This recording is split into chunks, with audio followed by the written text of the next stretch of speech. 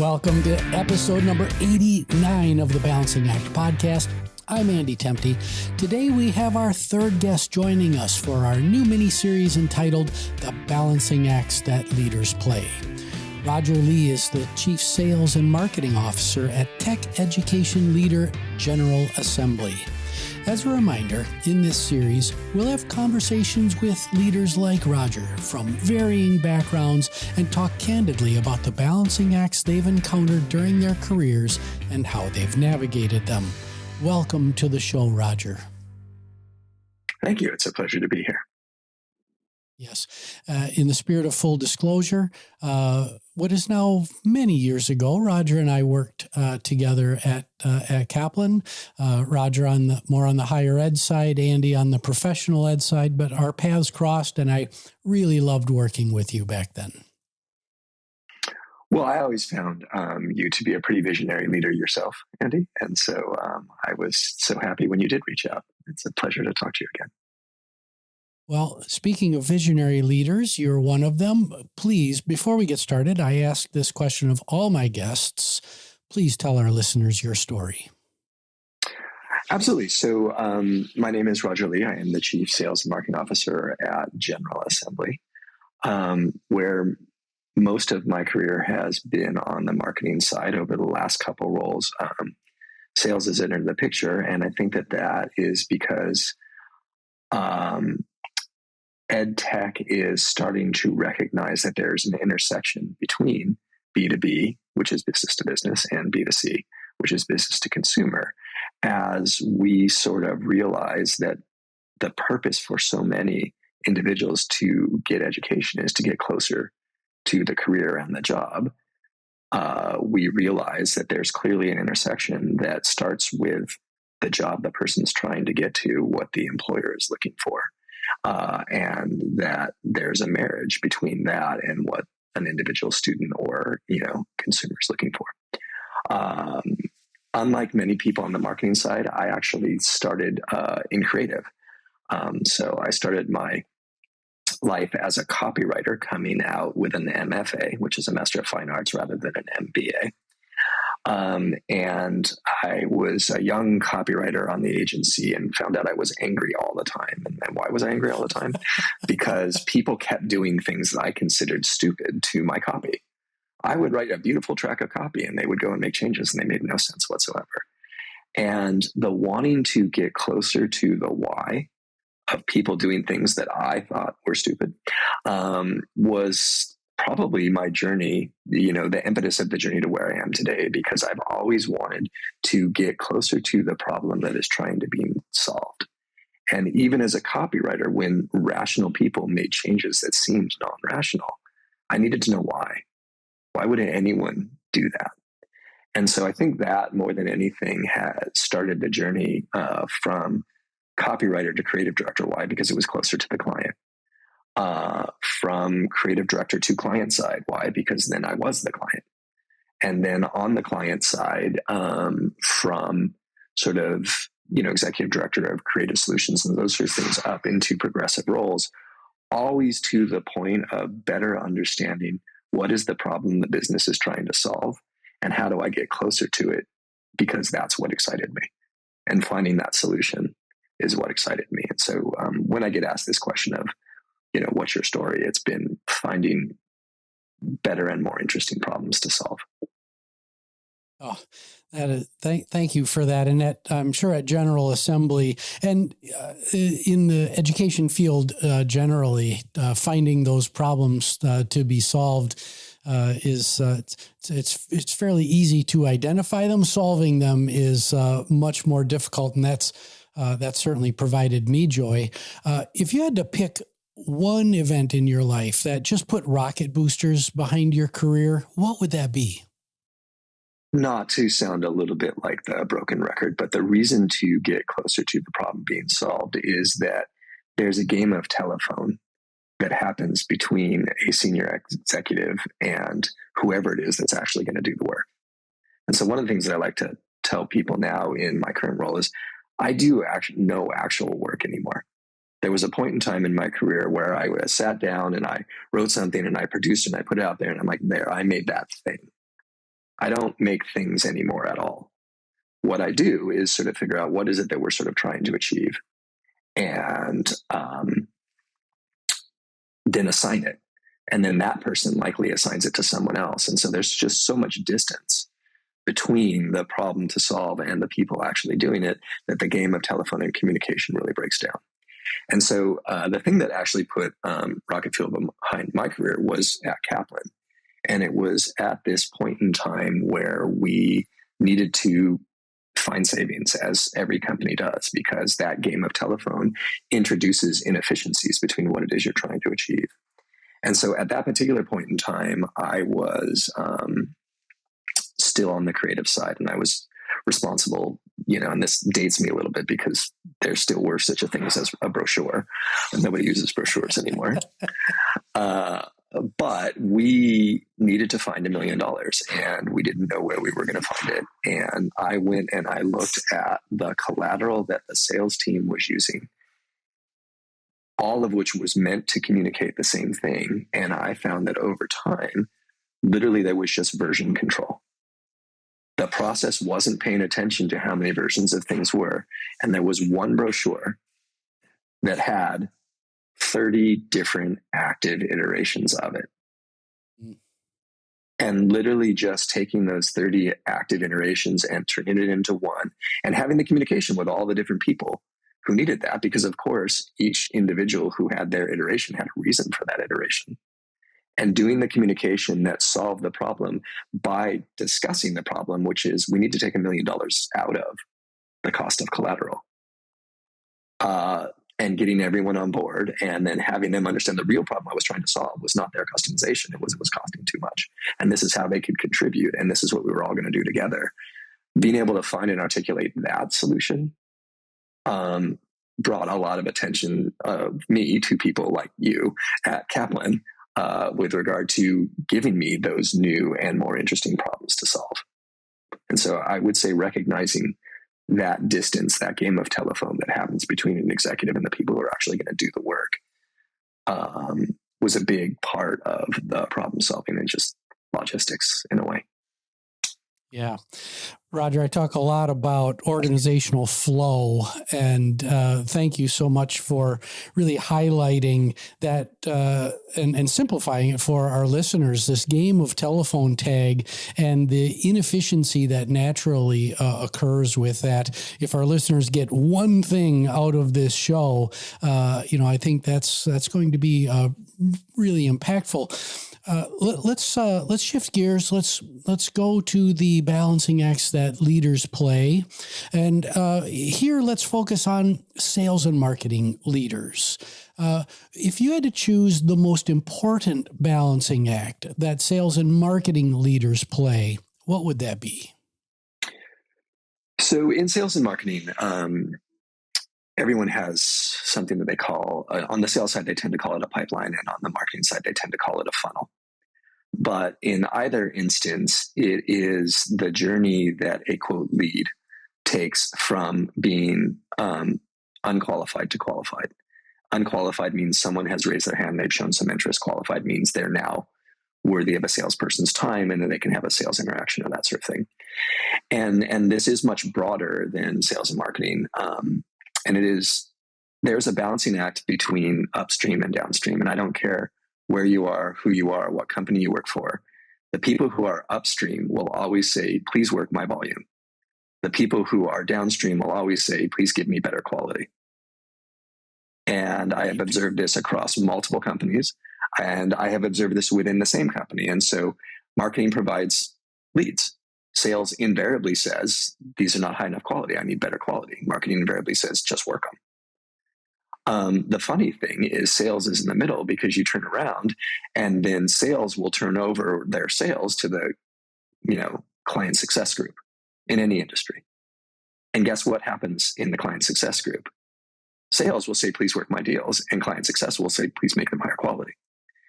And so the balancing act is always going to be between volume and quality in any sort of funnel or pipeline, and figuring out what is sufficient and having understandings between the two groups of what's even possible. And so Let's put sales in the middle.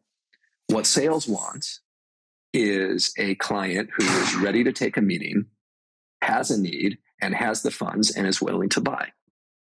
What marketing will then look at is say, well, how do we define that client? Because I'm not talking to individuals. I'm going out with thought leadership. I'm going out where people are going to raise their hands. And so, right client is some form of definition of number of employees, title, so on and so forth. The thing that marketing will never really be able to do with any real sort of quality is, are they ready to buy or not? Because how was marketing going to do? They're going to ask the question, so are you going to buy in the next 6 months, 12 months? Never. And look, I am a B2B target. Not a day goes by that I don't have 10 plus outreaches to me to sort of buy something. And right. The ones that include the field, when will you buy, 0 to 3, 6 to 9, whatever, I invariably check never. And it has nothing to do with when I'm actually ready to buy, is I don't want to talk to a salesperson. Right. And so the whole front end of that is this, again, communication with what is even possible at the top of the funnel with regard to what can be brought in as a lead. And that balancing act is going to be, sales needs to understand what is even in the realm of possibility for marketing. They can't start with, well, look, for me, it's a person who's ready to buy now. All we can do is have secondary indicators at the top of the funnel. Well, they downloaded the white paper. Is that good enough? Right. So then sales needs to pick it up at some point and just agree to that sort of balance between, if I am only finding people who are ready to buy now, then guess what? You're going to get like 4 leads. And then the conversation becomes, yeah, but I'm, quarter to hit my goal and my conversion rates, I need 25. And so that, I would say, is the volume versus quantity balancing act that every senior leader is going to have to do in any funnel / pipeline scenario. And by the way, it doesn't stop at sales. It then goes on to, implementation and client success. Yeah, I really like how you've highlighted the fact that that it moves down the value chain, the value stream, and poor leads get translated into sales that then get translated to client success that then get translated to delivery. So the higher quality, the top of the funnel, the better off everybody is. So thank you for that. Now, as a senior sales and marketing executive yourself, thinking about you, Roger Lee, what's the most important balancing act that you've played that has had a direct impact on your success as a leader? Is it the same or is it different from the previous question? It's related to the previous question from the perspective of the minute that you realize this downstream, upstream tension that will exist anywhere, it is that empathy becomes your best friend. You cannot be a successful leader of every stage of the pipeline without empathy for every stage of the pipeline. You can't negotiate the deals of the people who are responsible for specific stages without being able to understand the needs of both sides. And so you, in order to be the balancer in this balancing act, have to have that sort of empathy. The whole system fails if, as a negotiator, you don't have that empathy. And truthfully, that extends beyond. I don't know any senior executive for whom empathy is not the best friend, just from a straight up negotiation strength perspective. If you don't understand who you're negotiating with and what they value, it will not be successful. Yeah, Roger, thank you for really highlighting that. I have struggled with that exact issue throughout my career, kind of playing favorites between one group and another, and playing favorites with the group that I understood more of what was happening versus those groups where things were more of a black box and mysterious.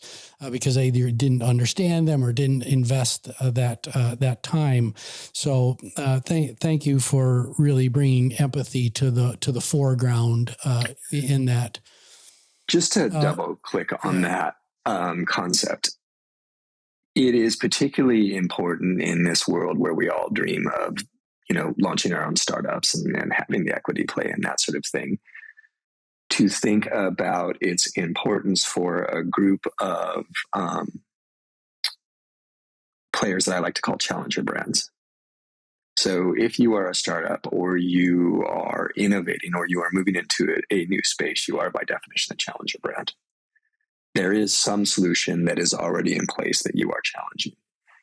The empathy becomes critical for success in that moment because you have to proactively think about the clients of the existing solution and offer something better than their next best alternative, which is the existing solution.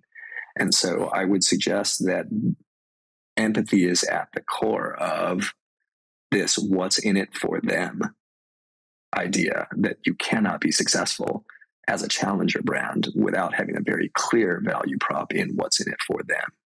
And that's even more important than what's in it for you because they don't care. Right. So you got to make what's in it for you work within the context of what's in it for them. So I would just double click on that. Yeah. All right. Well, thank you for that. We're going to take a really short commercial break and we'll be right back with Roger Lee. I'm Andrew Temte. The alignment of personal purpose with that of the business we lend our talents to is essential to achieving optimal work-life balance.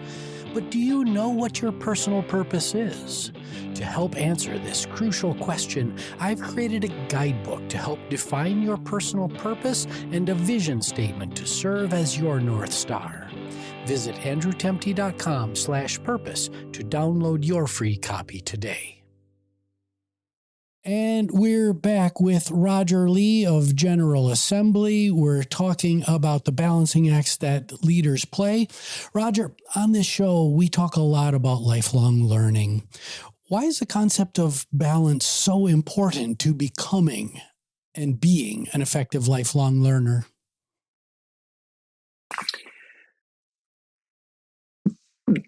This as a question can get philosophical really quick. And so I want to make sure that we keep it practical versus philosophical. Yeah. But bordering on philosophy is simply a factual statement that the rate of change in people's lives has been accelerating. And so you can look at the number of innovations that a person saw even 50 years ago and see that the rate of change, the innovations that we're just adopting to, is faster. There's this great chart out there, and you can find it.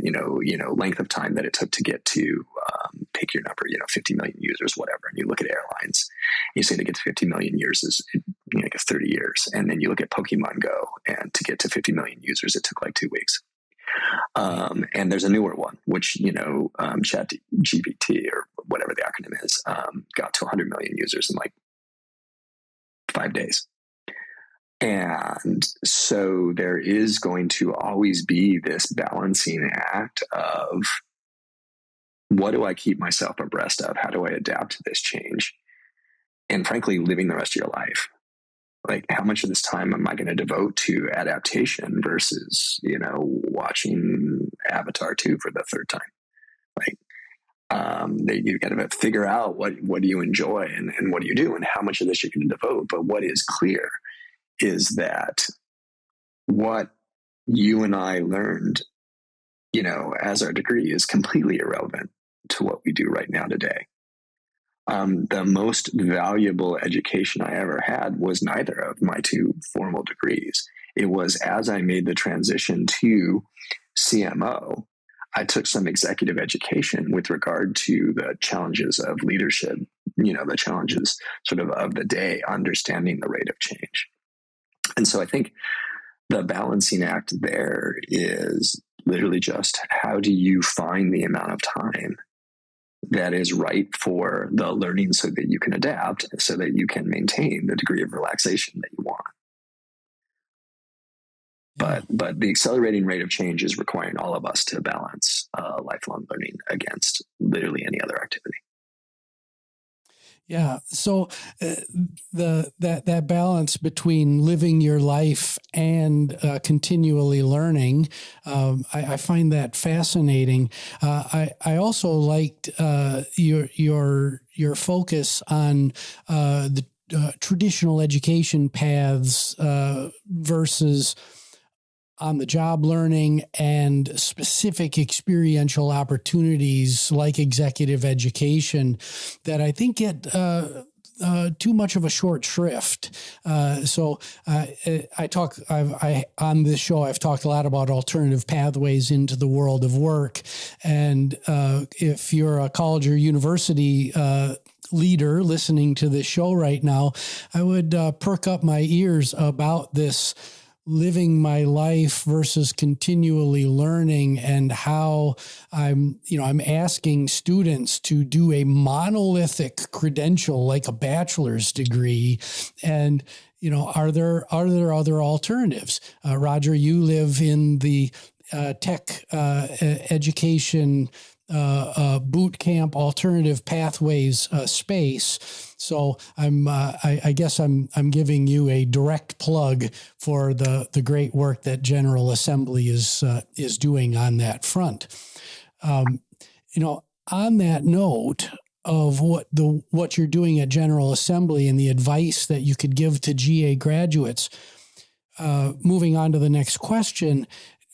This another key balancing act is between the technical skill that I adopt as a student and bring into the world of work, and the human skill that I have acquired and continually hone and bring into the modern world of work. Human skill, also known as soft skills, etc.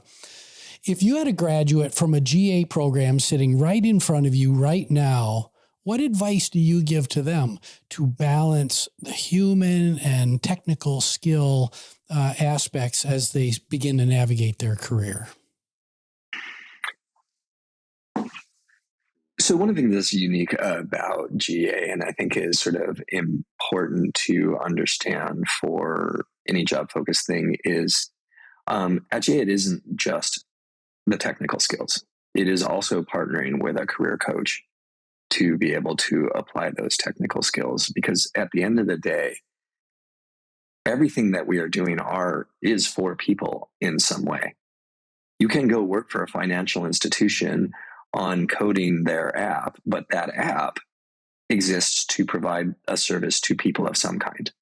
Whether the people is another institutional client or it's an individual consumer, there is a set of needs that humans are going to have. And so everything that we're doing, if it is in service of the humans, requires the need for understanding what it is they're trying to do. I think empathy starts to break down a little bit as the sole sort of skill that one needs within that. But it's a great starting point from the perspective of, if what I am doing is for another person, whether they are an enterprise client or they are an individual consumer, what is that thing? What is their need state? How do we make it easier? Like, no one has gone broke on convenience, right? So major industries have been disrupted based on the idea of convenience.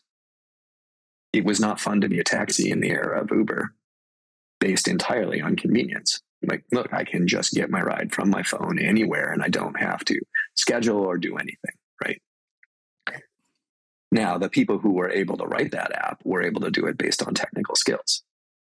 But those technical skills were still in service of convenience, which is a human need. And so what I do say to people is, it's just back to remember who you are doing this for and make sure it actually works for them, regardless of your technical skills. Right. Apps that don't do that fail. So, yeah. Most most of my guests would answer that question about interactions within a company. But what I really liked about your response there was the focus on the customer and using those human skills to really get closer to that consumer experience. So, Roger, final question. What's the most exciting thing you're working on at General Assembly? What's next for Roger Lee? So, I mean, one of the things that I'm just super excited about at General Assembly is being involved in work that matters for problems that I find meaningful at the societal level. And so the student debt crisis deserves the word crisis associated with it. Yeah. We have started to create a generation of people who are in debt that they will never get out of if we don't figure out a way to solve for it. And even the most recent solution, whether it ends up being ratified as legal or not, is a backward-looking solution. Right. It is, resolving debt for those who have already incurred it. And it does nothing, for instance, and this is very personal, my son, who will be going to college next year. And so changing the equation from escalating self-pay to creating career mobility where the value exchange is with the employer who is sort of getting the employee, and it's a little bit more equitable because we tend to take a very U.S. view of this model in the U.S. Most of the rest of the world does not expect the student to come up with life-crushing debt. And so being at a place where General Assembly can create career mobility at an affordable rate, and as we, General Assembly, start to pivot into this higher train deploy space with employers, where employers are taking on more of that debt and capturing the value because they're getting employees for which there simply isn't enough supply, is so exciting to me. I mean, it literally is what gets me out of bed every day. And I know that that's a cliche, and yet I do eat, breathe, and sleep solving this societal problem. Well, Roger, it's a big issue to solve. We've had Danielle Cherkop, Chief Product Officer of General Assembly, on the show. I really admire the work that you and your business are doing to create alternative pathways into the world of work that do not equate to crushing societal and personal debt load. So please do keep up the good work there. And I really appreciated having you on the show today. Thank you. It was an absolute pleasure. I appreciate the invite. All right. Well, my name is Andy Tempty. This is the Balancing Act podcast. Please like, subscribe, rate, and share. We're out on all the major podcasting services, as well as out on YouTube. I wish you all a wonderful day.